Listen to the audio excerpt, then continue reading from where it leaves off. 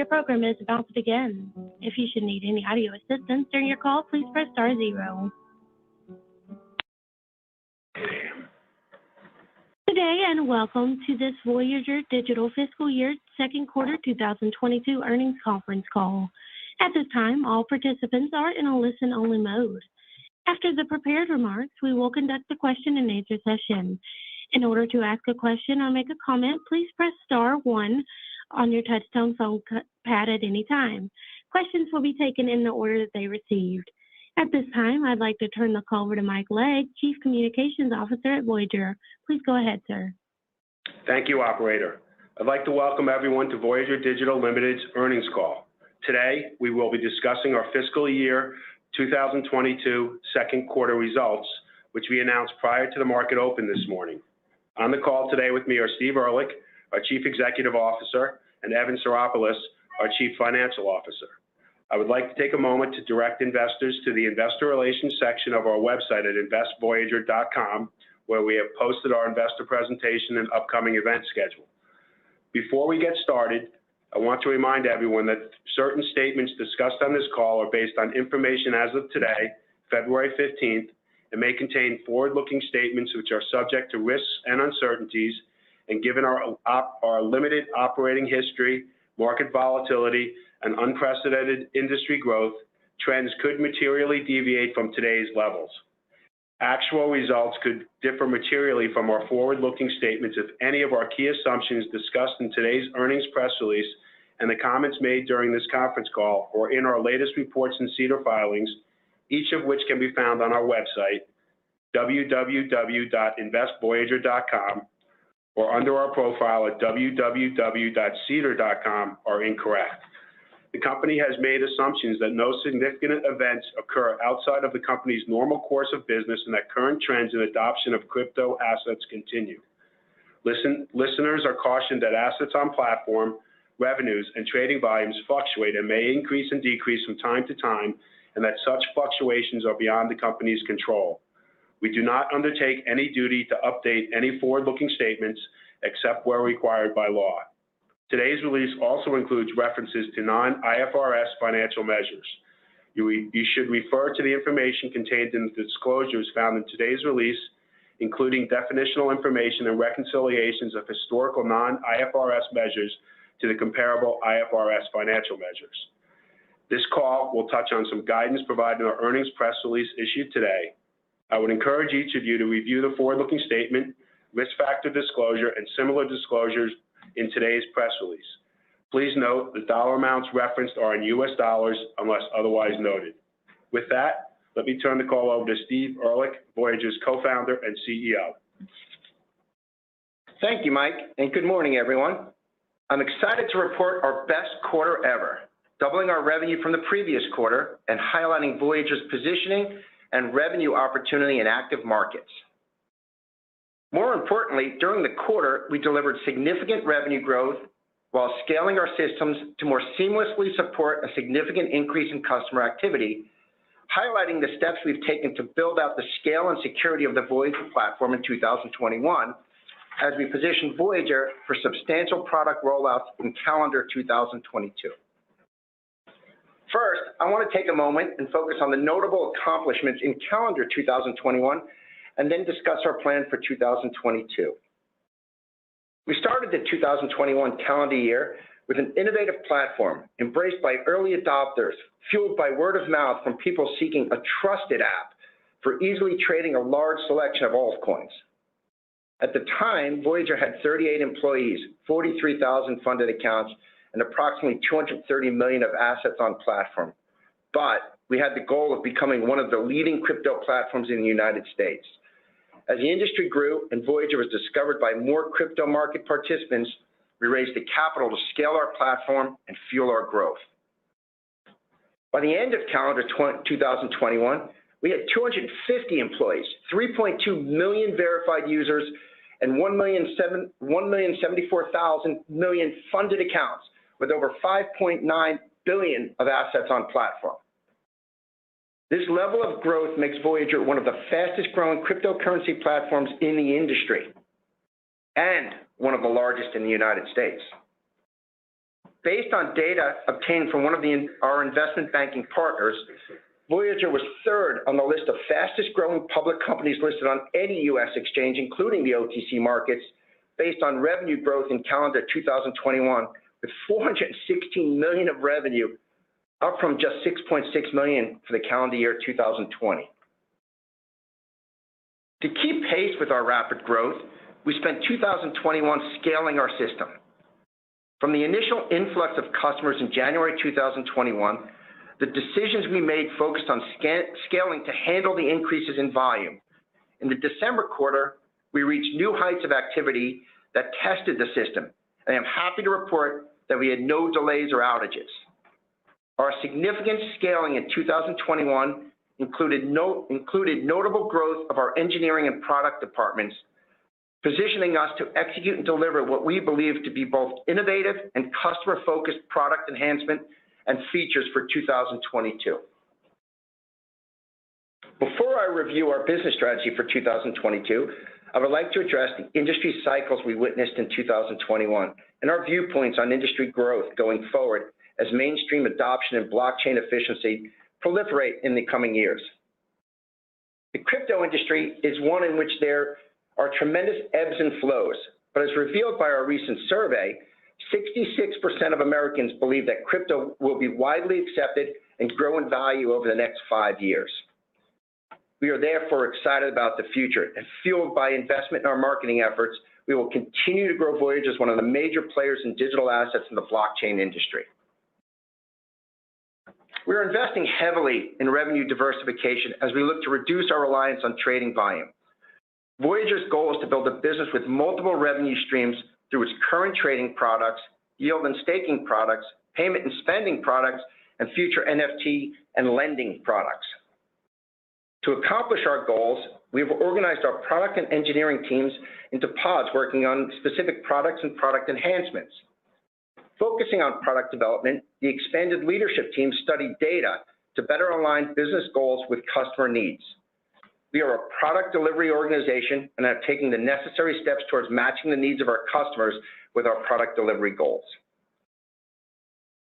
Transactional revenue is a key driver of the business.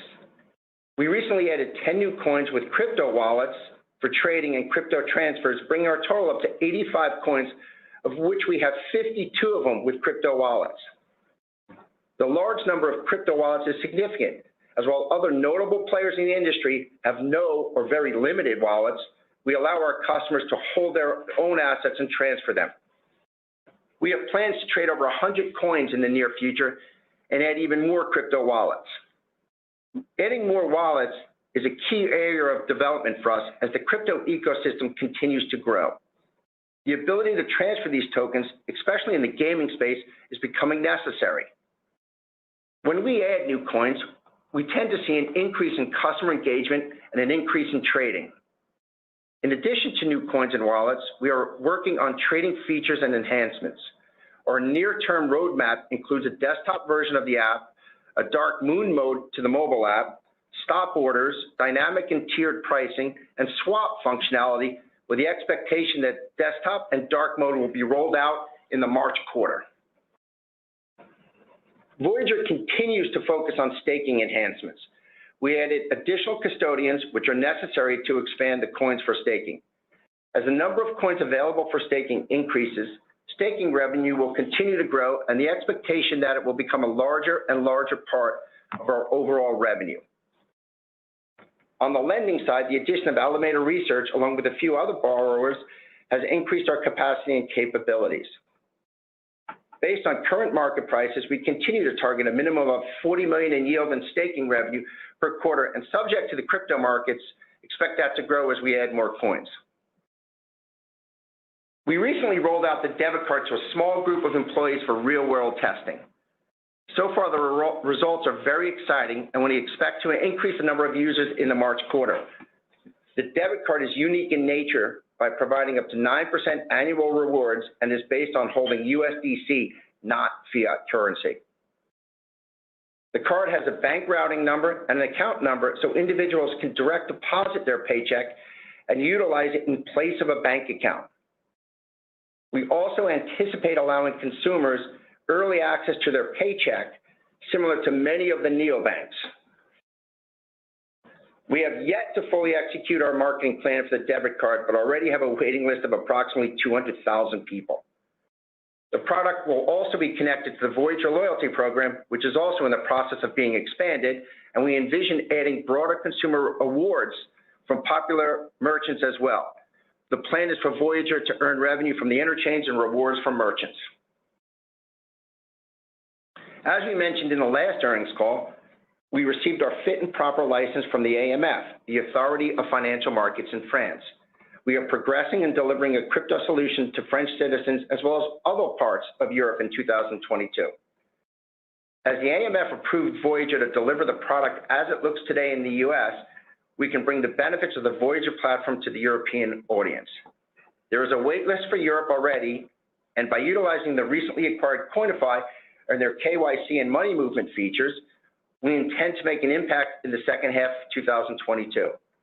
In Canada, we are working closely with the Ontario Securities Commission to deliver the Voyager offering to Canadian residents as well. We will keep investors updated as we learn more from the OSC. Our partnership with Market Rebellion to build an equity broker-dealer is progressing nicely. Not only do we have FINRA approval, we have a signed clearing agreement. The clearing agreement is a necessary step in building the brokerage of the future as we leverage the clearing firm technology to deliver an equity trading offering.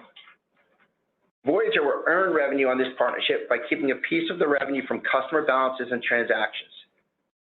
We will structure this offering so consumers will access the trading of equities from their existing Voyager app and will utilize USDC as a base currency for trading. We believe these innovative features are advantageous, and the delivery of the debit card is a key step forward for this product. The Coinify payment business is an area of focus as we recently hired enterprise sales veteran Tim Mund to lead our US sales team. We believe that the payment business is a long-tail business, but we are growing the use of our rails and systems as these rails allow businesses and individuals to make payments within the Voyager ecosystem without any blockchain fees. Additionally, the payment system allows any payment service system or vendor to receive crypto as payments outside of the Voyager ecosystem, which has lower rates than the traditional system. Lastly, watching how the NFT business continues to grow, we hired a team to develop Voyager's NFT strategy. In line with our overall value proposition, Voyager plans to make it easier to access the NFT ecosystem by helping customers interact with, organize, and extract value from their NFT portfolio. Our goal is to simplify NFT participation today and in the future, regardless of how the culture and ecosystem evolves. We plan to design products that will enable consumers to react quickly to market changes and safely manage their portfolio. We will continue to focus on user growth as our primary marketing objective and to educate users about the benefits of digital assets and use cases where investors can participate in the wealth-building opportunities available on the Voyager platform. We are really excited about the launch of our latest campaign, Crypto for All, as it expands upon the growth we saw in the December quarter when we added the Dallas Mavericks, NCAA basketball, and the National Women's Soccer League to our NASCAR partnership with Landon Castle in both the Cup and Xfinity Series. We continue to be the third highest ranked pure crypto app in the Apple App Store and strive to gain traction versus the two larger companies ahead of us. We will continue to focus on differentiation and value creation through our existing and future marketing channels. We are striving to scale and improve customer support and continue to add personnel to the team. We have also focused on engineering teams on how to better support our customers and anticipate adding live chat to our existing chat by the end of the March quarter. One of Voyager's organizational objectives is maintaining transparency and accountability with customers, constituents, investors, and employees. To support this objective, Voyager will begin its first SOC 2 audit in June 2022 and will continue annually thereafter.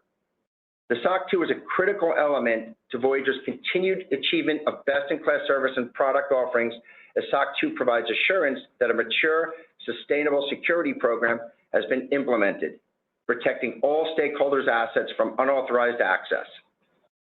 Additionally, completing a SOC 2 audit will differentiate Voyager from competitors by clearing a path to increased partnership opportunities and additional highly accredited organizations. Lastly, we want to address the recent news about the SEC order in the matter of BlockFi Lending LLC. We recognize that this is a significant development in the industry and will provide a potential regulatory path for market participants. We also understand that some may view Voyager's rewards program to be similar to BlockFi interest accounts. While we understand the temptation to bucket them together, we think there are important differences between Voyager's program and BlockFi's that we think have legal significance. That said, we are in ongoing discussions with regulators about the rewards program, and it is, of course, possible that regulators may have a different view. Under the circumstances, we think it's important to confirm that Voyager has received requests and subpoenas from the SEC and certain states in connection with the rewards program as part of non-public fact-finding inquiries. Of course, we believe that Voyager accounts that earn rewards comply with existing U.S. law and look forward to demonstrating that is necessary. We think it is normal and appropriate for financial service firms, especially in the crypto industry, with its evolving regulatory framework, to receive inquiries from regulators and law enforcement. When Voyager receives such requests, our policy is to cooperate fully, but we limit public discussion as these matters are always evolving, and as a public company, Voyager is subject to important rules regarding disclosures about its business. I want to make it clear that Voyager strives for overall compliance as a team of legal and compliance professionals and outside advisors working hard to help us operate within the rules that they exist today. In closing, we continue to believe that we are in the early stages of crypto adoption, and there is significant opportunity for Voyager to grow users and revenue as we execute our game plan. We are a group of industry veterans who, having seen 20+ years of market activity, understand the volatility that markets have. We think that leadership experience positions us to execute and build an industry leader. The crypto market will continue to have its ups and downs, and our revenue and volume will reflect those moments, but we take pride in creating the third largest retail platform in the U.S. based on retail assets on platform and number of funded accounts. I am truly excited about where we are and where we are going. Voyager's business continues to grow every day, and the company is well positioned to become a leading brand in the digital asset space. This truly is an exciting time in the industry. With that, I'll turn the call over to Evan to review the quarterly financial results in more detail. Thank you, Steve, and thank you all for joining us today. As a reminder, all figures discussed in today's call are in U.S. dollars under IFRS. I will speak to our fiscal 2022 second quarter ended December 31, 2021. As Steve highlighted, our second quarter was our strongest ever, as our business grew across almost all our key metrics, including volume, customer accounts, net deposits, and all distinct revenue lines. As volume and funded accounts grew, so did our assets on platform, increasing from $4.4 billion in the September quarter to $5.9 billion at the end of the December quarter, with approximately $1 billion in net new deposits, making up the majority of the $1.4 billion increase. Total revenue for the quarter was $164.8 million, including approximately $86.5 million in transaction revenue and approximately $57 million in lending and staking activities. As I discussed in our last call, revenue from lending and staking activities was a priority for us and exceeded the target of $50 million we previously provided. Despite some of the rates decreasing overall, we were able to surpass our expectations with an overall increase in assets available to earn yield on, due to our increased net deposits, as well as an increase in our staking activities, as we are now earning staking revenue across 11 coins. Looking at some of our unit economics, average revenue per user was particularly strong at $57 for the December quarter. While our cost increased to approximately $160 for the quarter, we believe that payback period continues to be very compelling at just under 3 months. On expenses, We continue to invest heavily in marketing, as evidenced by our higher customer acquisition costs. Marketing expenses more than doubled from approximately $17 million in the September quarter to more than $35 million more than $17 million in the September quarter to more than $35 million in the December quarter. We continue to invest more heavily in our digital advertising spend as a top 50 app, and also established several long-term sponsorship programs, such as the Dallas Mavericks and the National Women's Soccer League. Additionally, our rewards program continues to be a driving factor of success, and while the overall cost has increased, we have actively managed this cost against our lending and staking activities with a future focus on turning this to a profitable business line. On an adjusted EBITDA basis, we reported $17.4 million for the quarter, a margin of approximately 10.5%. Again, as previously discussed, we are comfortable with this current level of profitability as we look to prioritize accelerating growth in funded accounts and deposits. The beginning of 2022 has led to lower market volumes, although we have recently seen a slight uptick in volume. The diversification of our revenue is leading us to believe that even in times of lower market activity and lower crypto prices, our minimum quarterly revenue will exceed $100 million. The increased revenue diversification strategy and product roadmap will only increase the minimum floor, as will increase volumes and market prices. This concludes our prepared remarks. With that, I will now turn it over to our operator, who will open the line for questions. And at this time, if you would like to ask a question, please press star one on your touch-tone phone. We'll take our first question from Chris Allen with Compass Point. Please go ahead. Your line is open. Good morning, everyone. Thanks for taking my questions. Maybe you could just start off just on the rewards paid to customers. You noted that lending and staking revenue has been increasing, some positive trends there, and looking at close that gap.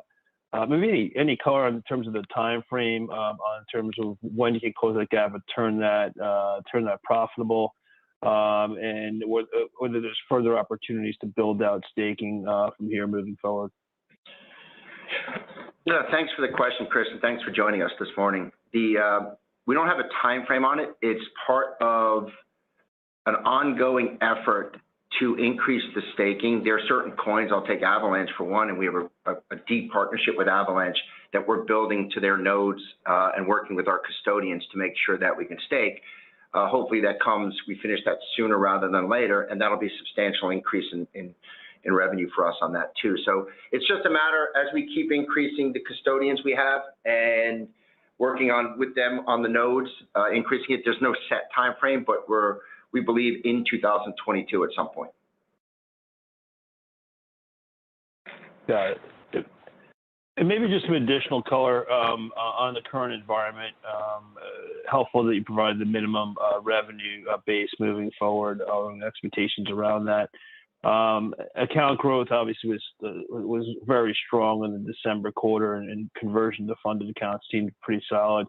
How account growth trends been so far in 2022, and what's a bit of a more challenging backdrop? And have you seen consistency in converting verified accounts to funded accounts in the current environment? We have seen, consistent account growth in the quarter. So we will continue to see that as the marketing, and it is becoming a little bit more challenging. I think market volumes are lower in the quarter, as Evan noted.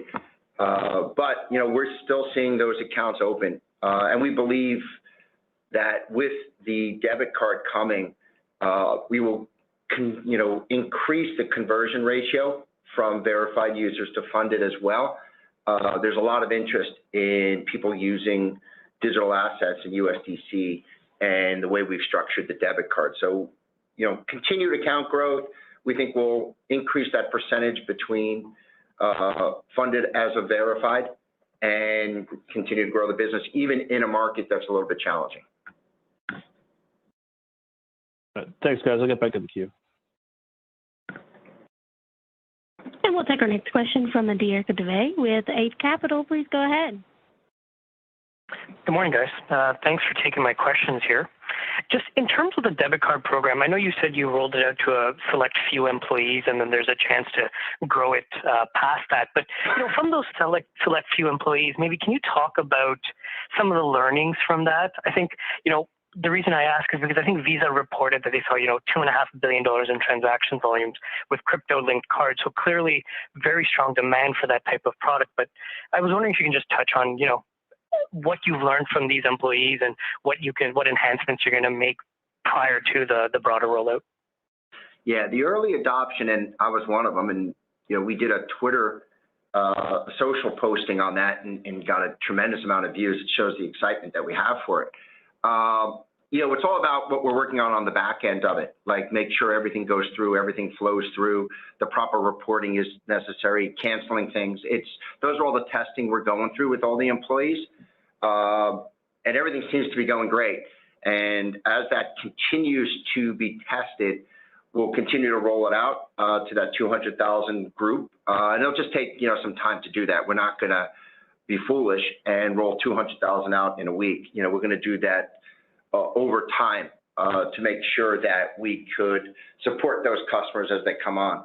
So specific learnings I'm not going to disclose, but I'll tell you the back end of what we're working on has been very, very good, better than anticipated.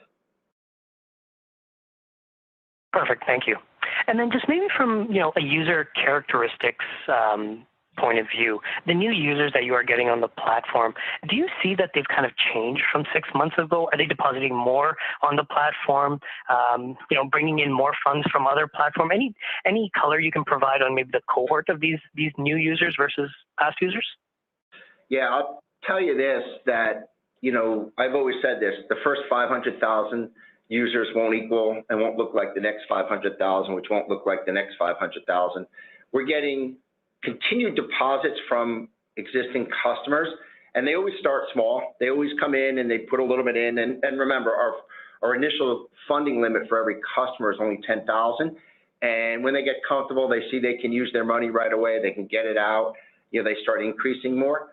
But it's a longer, time frame here that we expect is that people will start coming in with a couple thousand and keep building on top of that. And that's what we're seeing is continued deposits from consumers over time. And so it's just a trend. I think people want to get comfortable, especially when you're getting some new people into crypto. They want to make sure that they can access the funds, and then they'll add more. Perfect. And then maybe just one last one from me, and then I'll pass the line. I saw that you guys, you appointed a new head of corporate development. Can you maybe tell us, do you think you'll be more active on M&A or continue to be active on M&A, and maybe in what capacity? Yeah, we hired Marshall Jensen as our head of corporate development. We see a lot of things cross our desk. A lot of bankers bring us a lot of opportunities. We're also out in the market scanning projects, products that might fit what we're trying to do, those that have significant customers. We believe we'll be more active. We've got to find the right fit from number of customers, from culture of that company, growth and what opportunities. So there's a lot of things we can look at, and we're going to continue to look at. And when we find the right fit, we'll acquire. But that said, we've been pretty active. In 4 years, I think we've done 4 acquisitions. That's pretty good for a really young company, and we fill gaps, right? I mean, I think when, with the acquisitions we have done, whether it was the Ethos acquisition and we got all our IP that allows us to do the crypto transfers, to the latest being Coinify, where now we have payment rails that are helping us accelerate the European expansion. We're going to find things that fit us and fit us from a cultural perspective. So, and thanks, Ed, here for joining us this morning. Oh, thank you, guys. Appreciate all the color. I'll pass the line. We'll take our next question from George Sutton with Craig-Hallum. Please go ahead. Your line is open. Thank you. I was just wondering if you could discuss your willingness to let the CAC grow over time relative to payback periods. I say that obviously in the context of larger competitors out there. But I'm wondering how this might change with a broadened portfolio, including the debit card. Well, thanks, George. Thanks again for joining us today. Look, I think CAC will grow over time here, especially to what you referred to in the competitive landscape. It is getting more competitive, so you'll see it grow, and the time frame will probably expand for us too, and we're fine with that. We think it will definitely grow. And the other thing, just to add to that, George, is as we deliver more products and add to it, our average revenue per user should expand too, so the payback will work in that favor as well.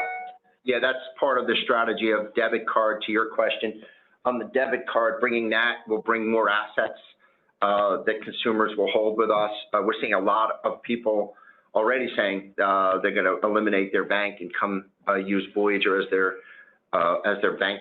And so that's one product. Then the equity trading, then the credit products we're going to add, the NFT products will all expand the ARPU and therefore allow us to get more value out of each customer.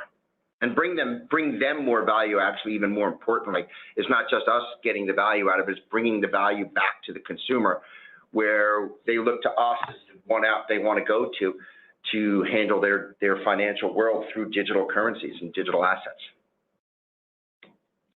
Just one other thing, you had mentioned early that you were pursuing the NFT opportunity. You've given us a little bit of detail. I just wondered if we could get a state of the state relative to your NFT opportunity as you see it. Yeah, we've hired a team, strategy and development resources, and building it out.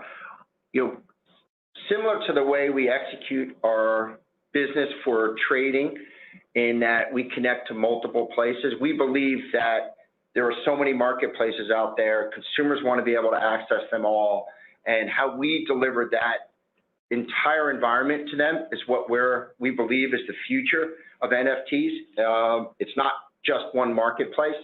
And so we're looking at a solution that encompasses a larger scale, all off the Voyager platform.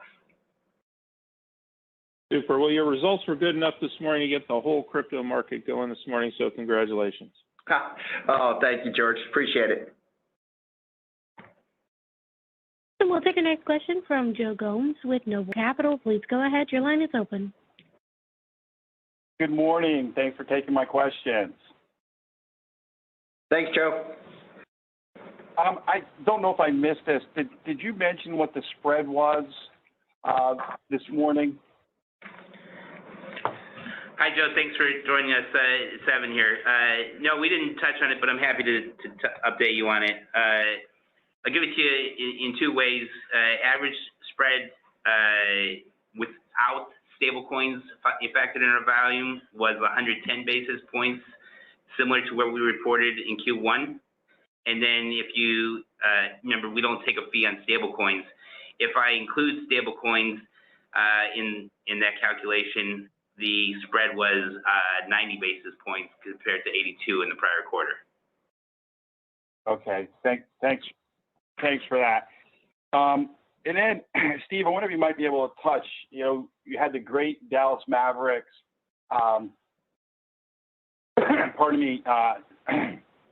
program last quarter. Maybe give us a little color on what kind of tail is that showing? I mean, was it one and done, or are we still seeing interest from that program moving over into Voyager, even adding more accounts?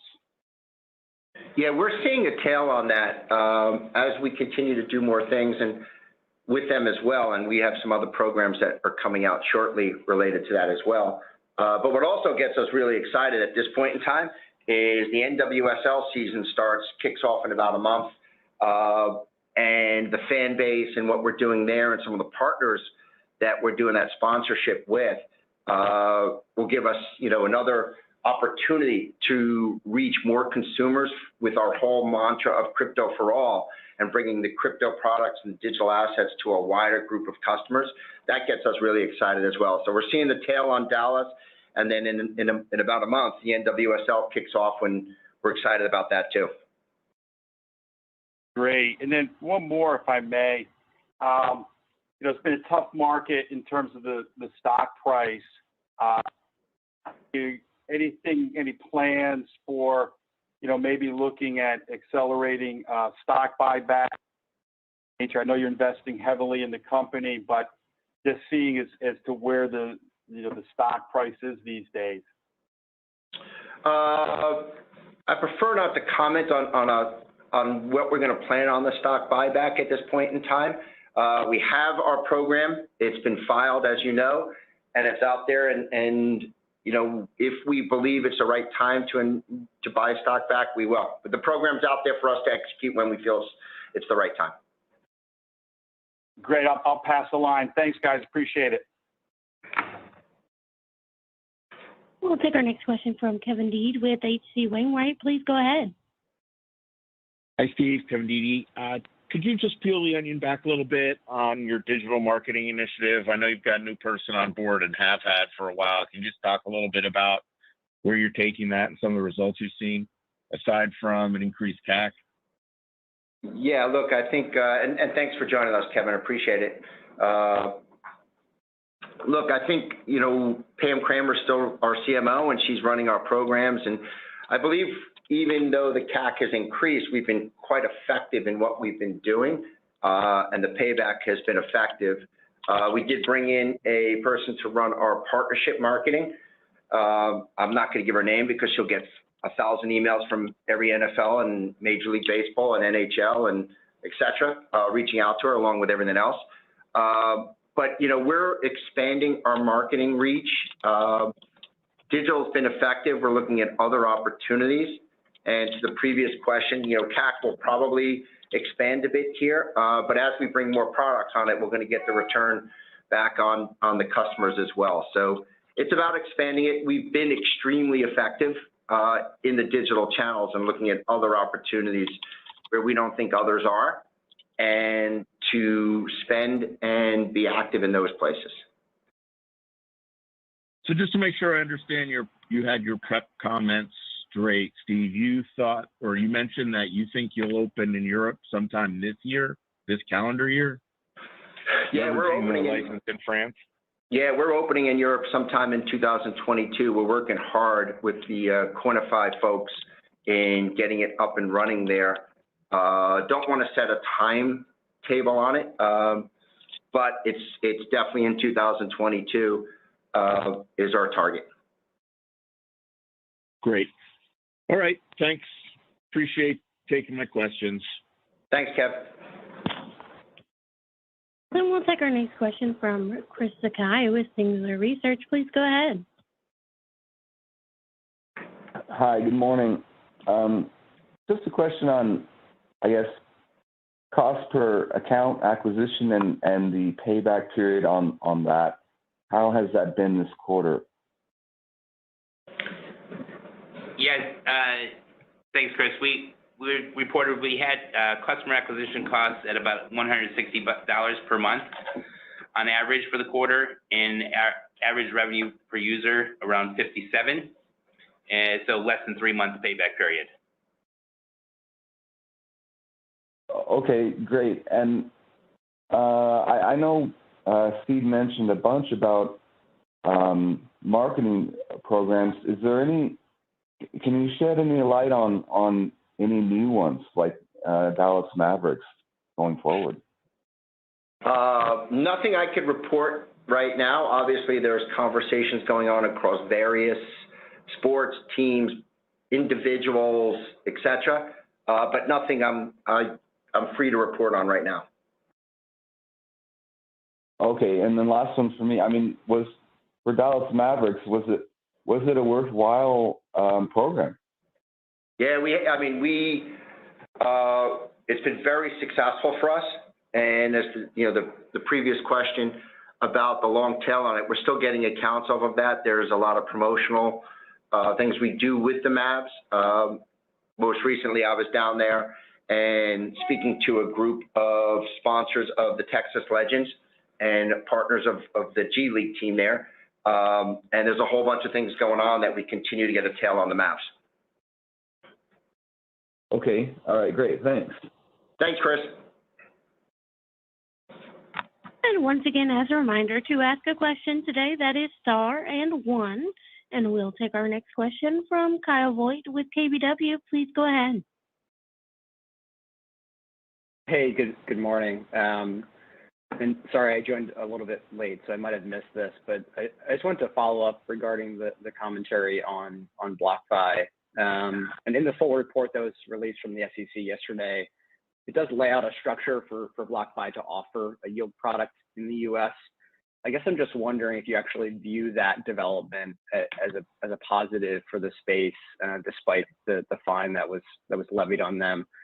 And I just want to clarify, do you think you would have to go down a similar path as BlockFi in terms of filing an S1 with the SEC, or do you believe that the current structure you have sufficiently would protect you from having to go down that path? Yeah, so thanks for taking the time, Kyle. I appreciate it. Look, I think, and we've been saying this for a while, that we believe thoughtful regulation is important for the growth of the industry. And I think by reading the order, there is, a path to regulation. And so that gets us, looking at that and examining it. But as we've always said, there will be a path to regulation in crypto. And this is probably one of the first steps. How it relates to us is being evaluated. And I can't really share anything more because that's conversations between myself, our internal GC, our advisors, and we have a very, very deep team. And, we're evaluating all that at this point in time. Got it. That's helpful. And then just on Europe, as we get closer to the launch there at some point, in this calendar year, just wondering if you could give any more, details regarding what you're thinking in terms of, launching in specific countries there. Obviously, there's France that will launch, but just curious if we should think about more of a staggered launch across Europe, and kind of how that will play out. Should we expect most countries to be up and running across Europe by this calendar year, or will that be staggered into 2023? Thank you. Yeah, it's definitely a staggered approach. It's the same thing as bringing the debit card to market. We wouldn't want to bring 20 countries on at one time. We want to do it really structured and staggered to make sure we get the learnings and just grow from there. So obviously France is a very high priority for us, having the license there.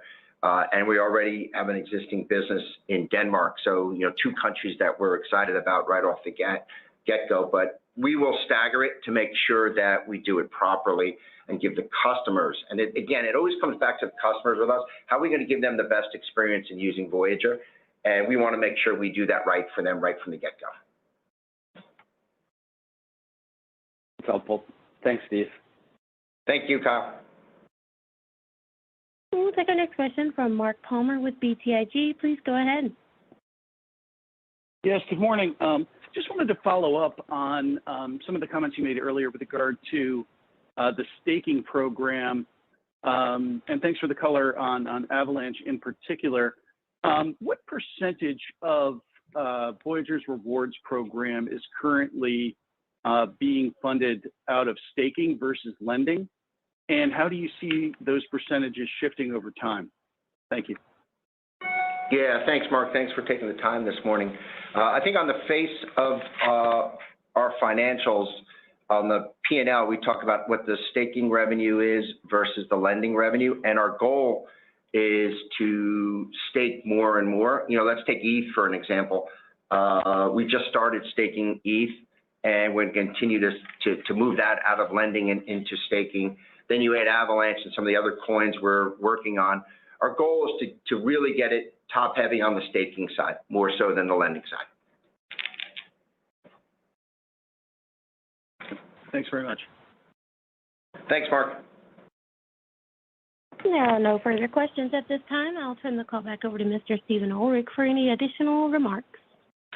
I just want to say thanks to everyone who joined the call today, who's going to listen to the replay on it. We really appreciate your interest in Voyager.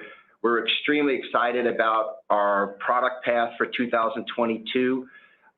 There's a lot on our plate, but we know with the team we have and the growth and the additions we've made to our leadership team and our entire staff, we're excited about executing on that plan. We think we're We're an execution-based company, and we're going to continue to grow our business. And so thank you again for taking the time. Exciting time to be in crypto. I look forward to speaking to everyone soon. Thank you, and this does conclude today's program. Thank you for your participation. You may disconnect at any time.